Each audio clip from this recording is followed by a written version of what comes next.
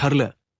तर मग या मालिकेच्या आजच्या भागामध्ये अर्जुन ज्यावेळी साक्षीला पाहतो त्यावेळी त्याला धक्काच बसतो. अर्जुनच्या पायाखालची जमीनच सरकते, कारण साक्षी शिकरे मेली हे सगळ्यांना समजलेलं असतं. परंतु अचानक तिला समोर पाहिल्यानंतर अर्जुन म्हणतो, साक्षी शिकरे जिवंत आहे. आता अर्जुनला सायलीच बोलणं आठवतं. सायलीला सुद्धा कॅफेमध्ये साक्षी शिखरे दिसलेली असते, परंतु त्यावेळी अर्जुनने सायलीवर विश्वास ठेवलेला नसतो.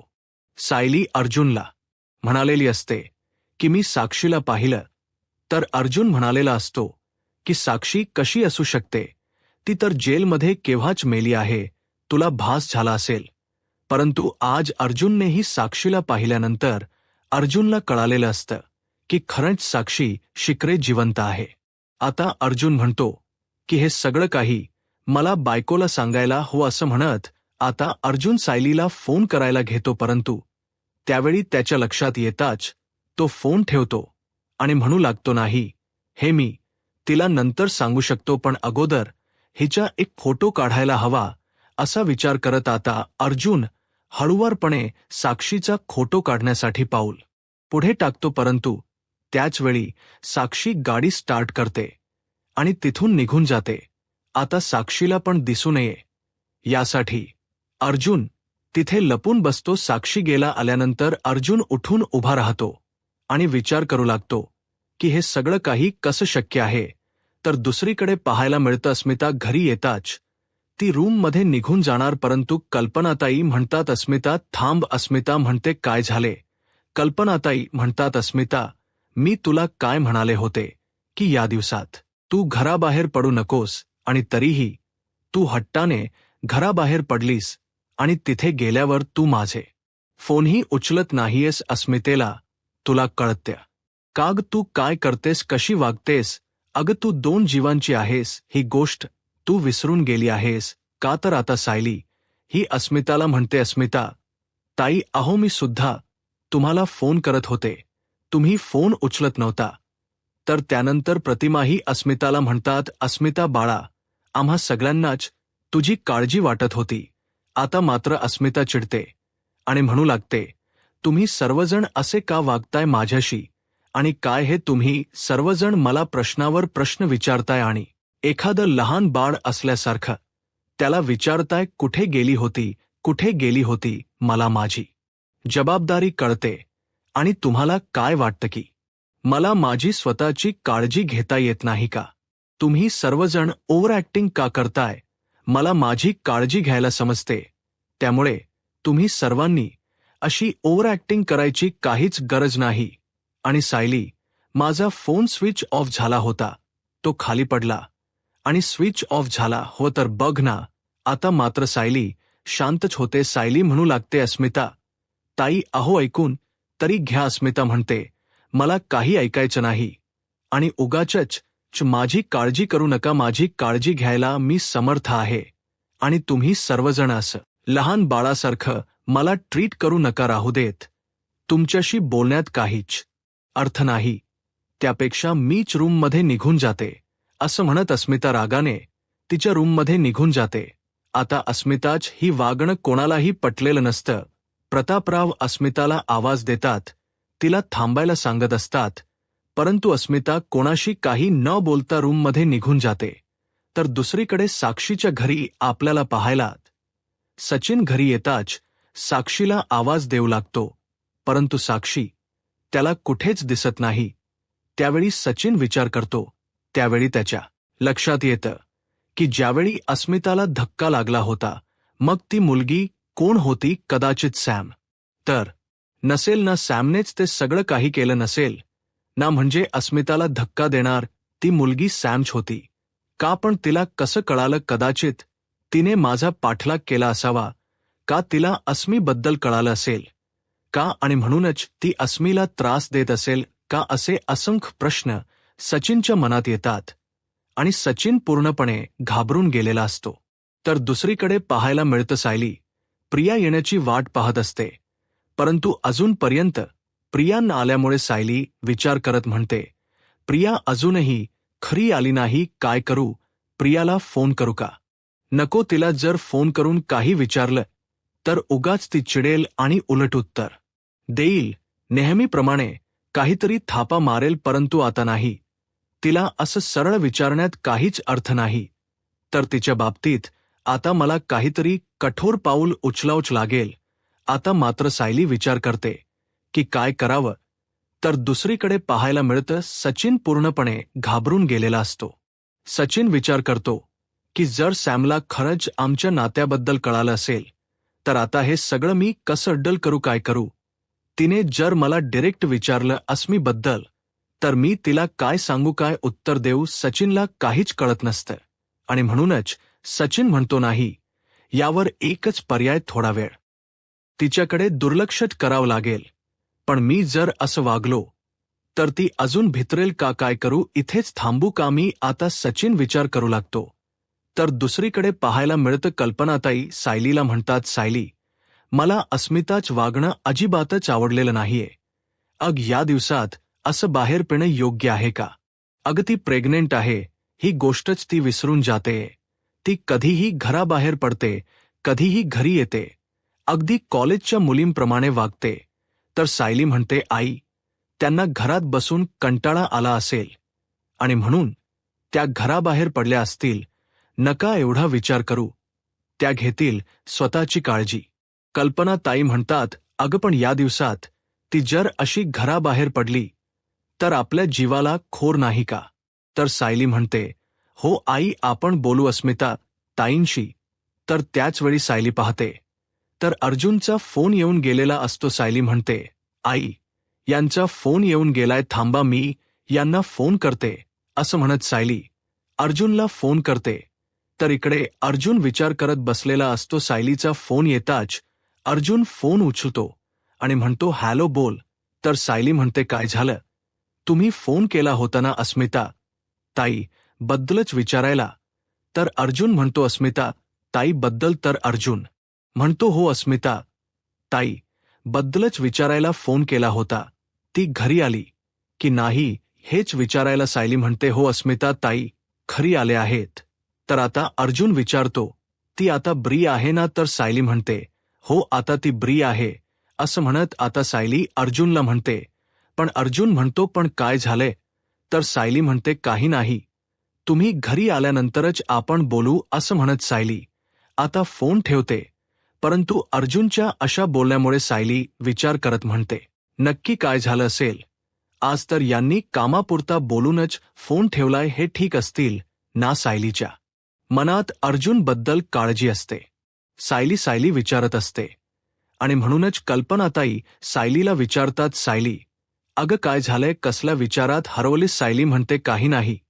तर कल्पनाताई म्हणतात, अर्जुनने कशासाठी फोन केला होता? सायली म्हणते, काही नाही आई, अस्मिता ताई खरी आल्यात की नाही हेच विचारण्यासाठी. तर कल्पनात ताई म्हणतात, बरं तू सांगितलं होतं का अर्जुनला अस्मिताबद्दल? मी त्याला फोन करणारच होते, पण राहूनच गेला. आता सायली विचार करू लागते. तर त्यानंतर कल्पनाताई म्हणतात, काय झालंय सायली?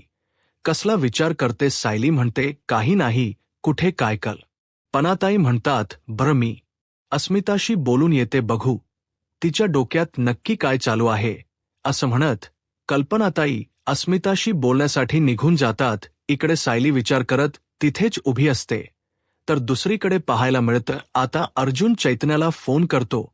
तर चैतन्य अर्जुनला म्हणतो, बोल. अर्जुन म्हणतो, आत्ताच्या आता तू मला भेटायला ये.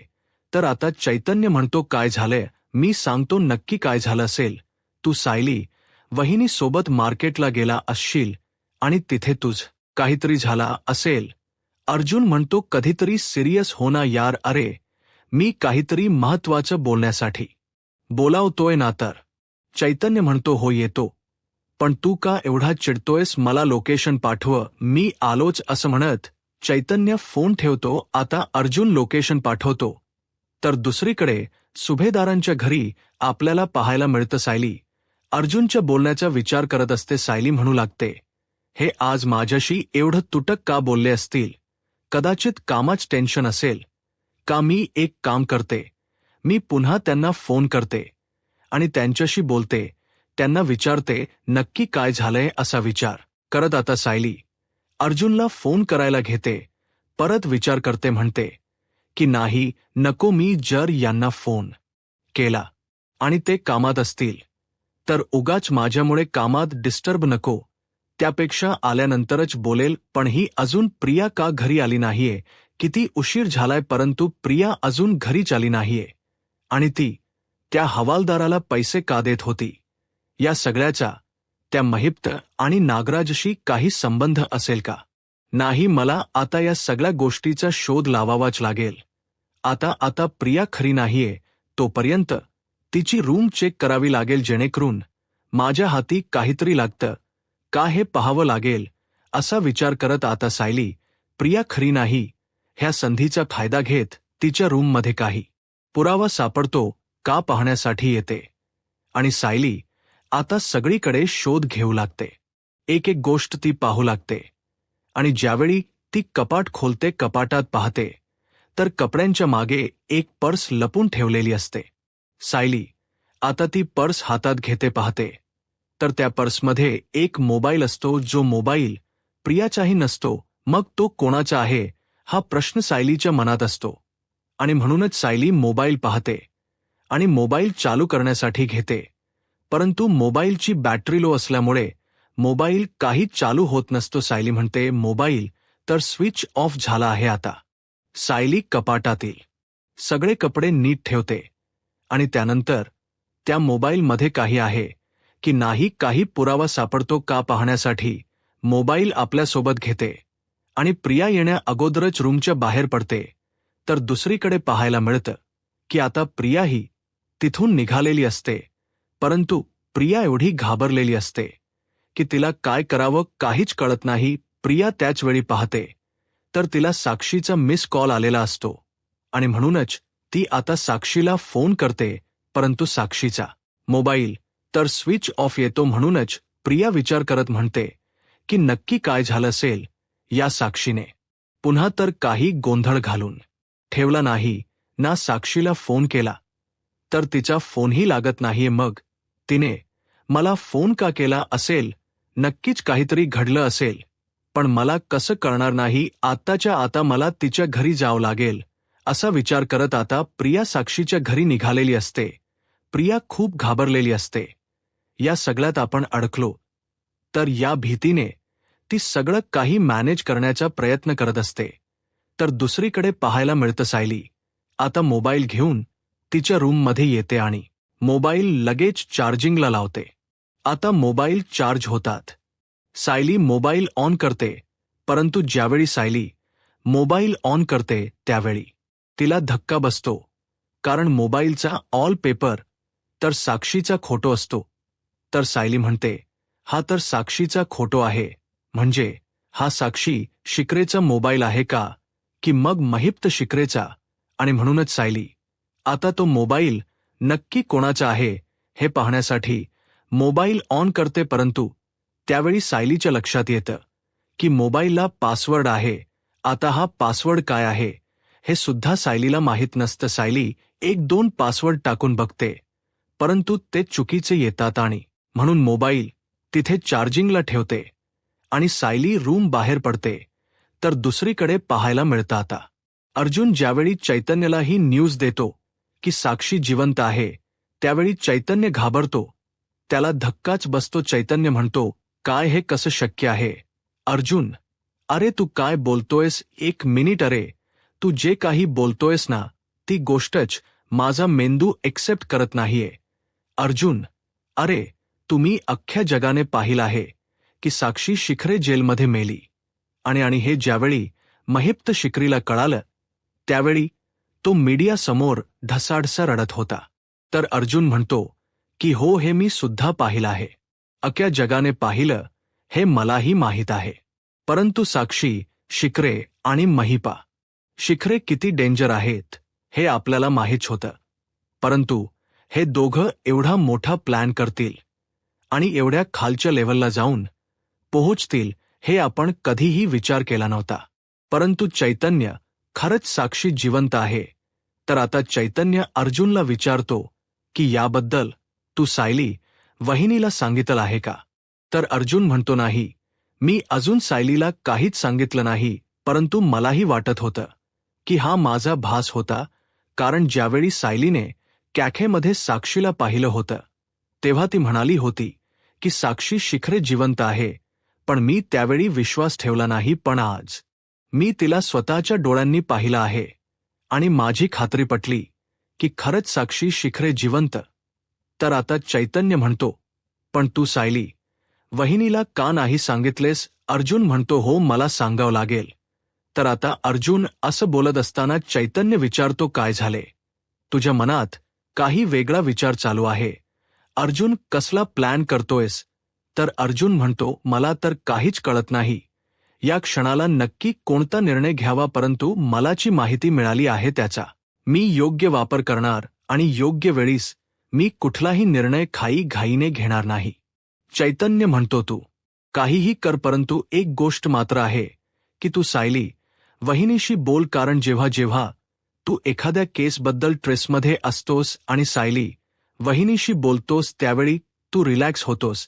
त्यामुळे अर्जुन, तू ह्या सगळ्या गोष्टीबद्दल सायली वहिनीशी बोलावस. तर अर्जुन म्हणतो की हो बघतो मी, पण तू एक काम कर, तू आता माझ्यासोबत घरी चल, जेव आणि नंतरच जात. तर चैतन्य म्हणतो, मग काय झालं? अशी ऑफर कोणी ना करेल का? चल येतो मी, असं म्हणत चैतन्य आता अर्जुन सोबत घरी यायला निघालेला असतो.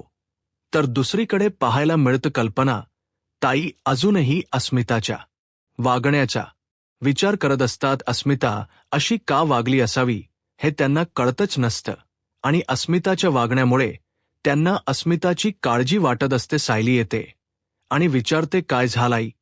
तुम्ही कसला विचार करताय? अस्मिता, ताईंची काळजी करताय ना, त्यांचा विचार करताय ना? पण आई, तुम्ही अस्मिता ताईशी बोलायला गेला होता ना, काय झालं? अस्मिता, ताईशी तुमचं बोलणं झालं का? तर कल्पना ताई म्हणतात, हो मी बोलायला गेले, पण ती बोलायला हवी ना. अग मी तिला काही विचारलं तर ती माझ्याशी तुटकच बोलते, काहीच आणि कुठल्याच प्रश्नाची उत्तर नीट देत नाहीये. मला काय करावं काहीच कळत नाही. आता सायली ही अस्मिताचा विचार करू लागते, कारण अस्मिताच्या अशा वागण्यामुळे तिच्या तब्येतीवर परिणाम व्हायला नको याची सगळ्यांना काळजी वाटत असते. आणि त्याचवेळी तिथे अर्जुन आणि चैतन्य येतात. आता चैतन्य आणि अर्जुन पाहतात तर कल्पनाताई आणि सायली शांतच असतात. तर अर्जुन विचारतो, काय झालंय? तुम्ही असे शांत का आहात आणि चेहरे का असे पडलेत?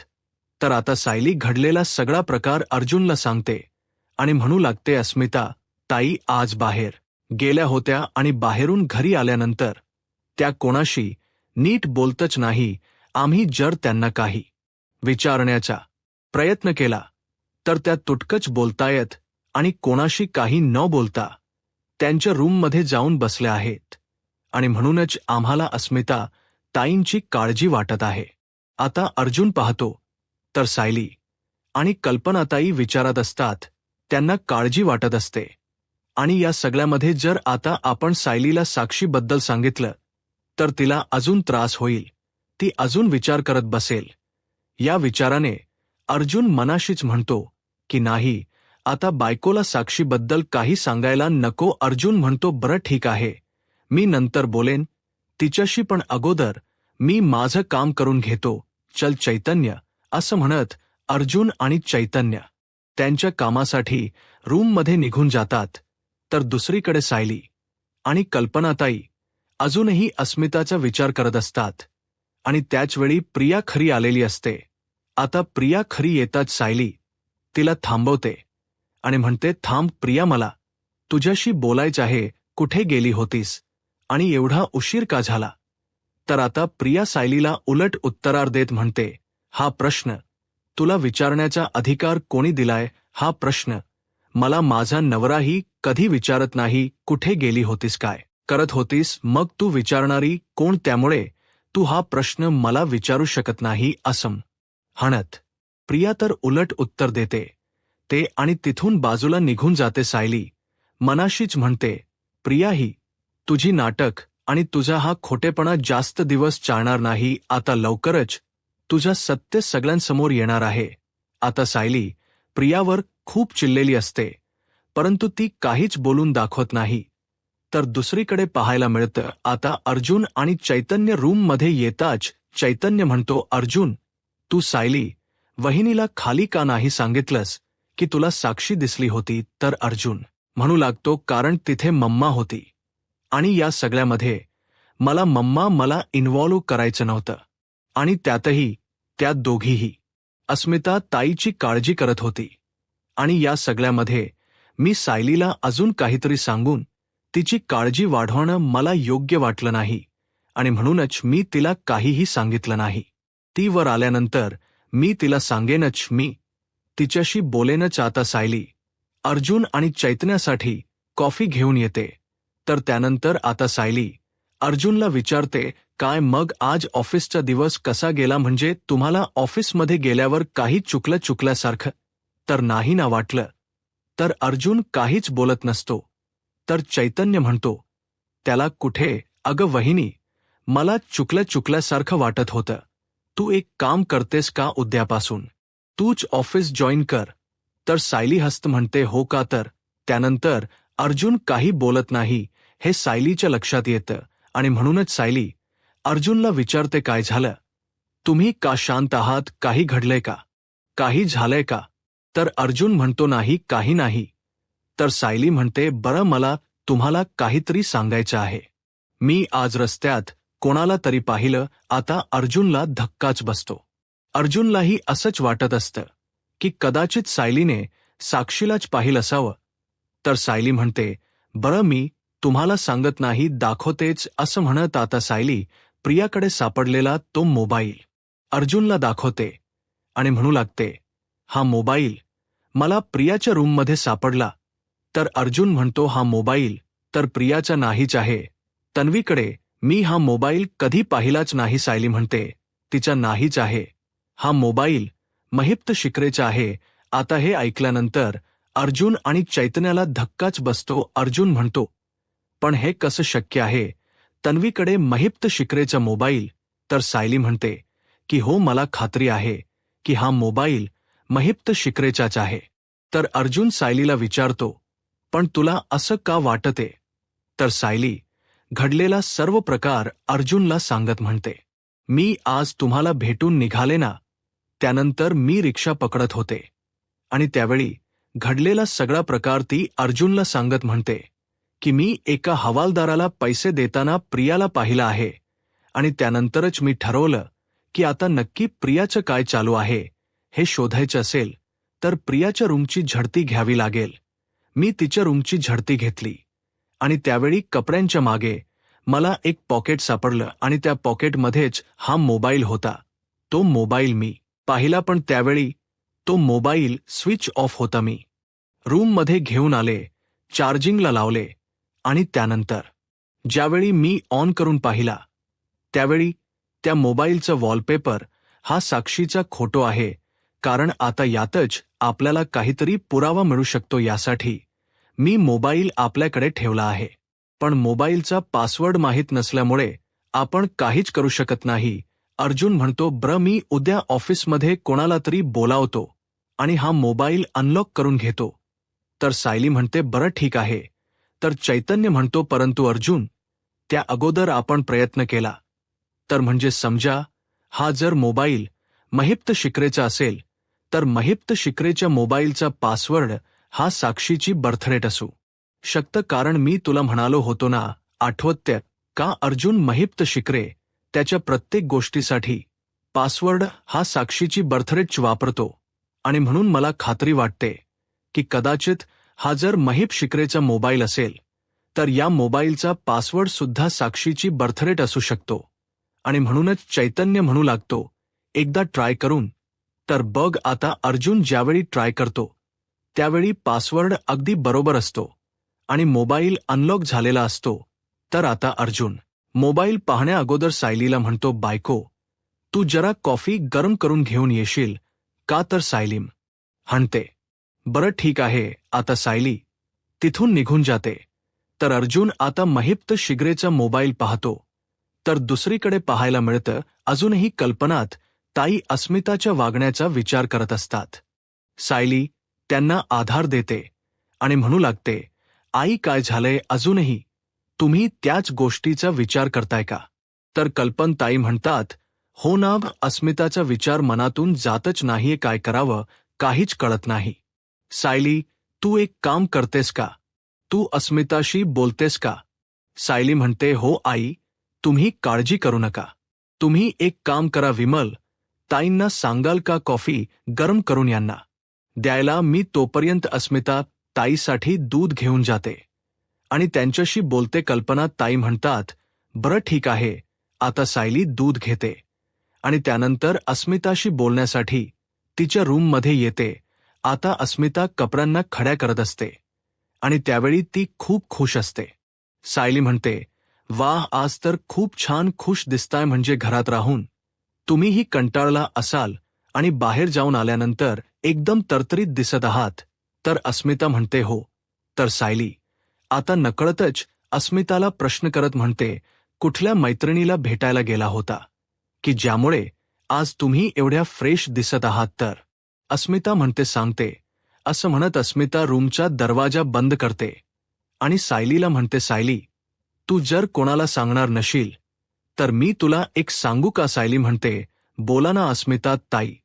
तर अस्मिता म्हणू लागते, सायली, मी आज कुठल्याही मैत्रिणीला भेटायला गेले नव्हते, तर सचिनला भेटायला गेले होते. आता हे ऐकताच सायलीला धक्काच बसतो. सायली म्हणते, काय अस्मिता ताई, तुम्ही सचिन मावजींना भेटायला गेला होता? तर अस्मिता म्हणते, हो, मी आज सचिनला भेटले. अस्मिता असं बोलताच सायलीला काय बोलावं काहीच कळत नाही. तर सायली म्हणू लागते, परंतु अस्मिता ताई, तुम्ही असं अचानकच त्यांना भेटायचं का ठरवलं? तर अस्मिता म्हणू लागते, सायली, तुला खरं सांगू का? मला माहीत आहे सचिन चुकला आहे, परंतु आता मला असं वाटते की सचिनची ही चूक पोटात घालावी, कारण तो मला म्हणाला आहे की यापुढे तू असं काहीही करणार नाही. तर सायली म्हणते, परंतु अस्मिता ताई, तुम्ही त्यांच्या बोलण्यावर विश्वास कसा काय ठेवू शकता? तर अस्मिता म्हणू लागते, सायली, अगं विश्वासावर तर जग चालतं आणि मी सतत जर त्याच्यावर अविश्वास दाखवला तर आपलं नातं तरी पुढे कसं जाईल? नाही, आता मला सचिनला माफ करावंच लागेल. आता मला त्याची चूक पोटात घालावीच लागेल. सायली म्हणते, पण तुम्ही काय ठरवले अस्मित ताई? तर अस्मिता म्हणू लागते, मी ठरवलं आहे की आता सचिन सोबत असताना कधीच त्या मुलीचा विषय काढायचा नाही. सतत आपल्या बाळाबद्दल, माझ्याबद्दल आणि आमच्या संसाराबद्दल बोलावं, म्हणजे जेणेकरून सचिनला त्या मुलीची आठवण येणारच नाही आणि तो तिच्याकडे जाणारच नाही. सायली म्हणते, पण हा सगळा निर्णय आपण घरच्यांसोबत बोलूनच घ्यायला हवा. आपण घरच्यांशी बोलूया. तर आता अस्मिता म्हणू लागते, नाही नाही, मी आता कोणाशी काहीही डिस्कस करणार नाही, कारण माझा निर्णय झाला आहे. मी ठरवला आहे की आता सचिन सोबत नव्याने सुरुवात करायची. तर सायली अस्मिताला समजावत म्हणते, अस्मिता ताई, मी म्हणाले ना की आपण घरच्यांशी बोलूनच डिस्कस करूया. तर आता अस्मिता म्हणते, पण नाही सायली, मी म्हणाले ना की माझा निर्णय झाला. आता सायली अस्मिताला म्हणते, अस्मिता ताई, तुमचा निर्णय जो असेल त्याच्याशी आम्ही सहमत असोच, परंतु डिलिव्हरी झाल्यानंतर आपण या सगळ्या गोष्टीचा विचार करू. तोपर्यंत तुम्ही या सगळ्या गोष्टींचा विचार डोक्यातून काढा आणि स्वतःची काळजी घ्या. हे दूध पिऊन घ्या. असं म्हणत सायली अस्मिताशी शांतपणेच बोलते आणि आता अस्मिताच्या बोलण्याचा विचार करू लागते.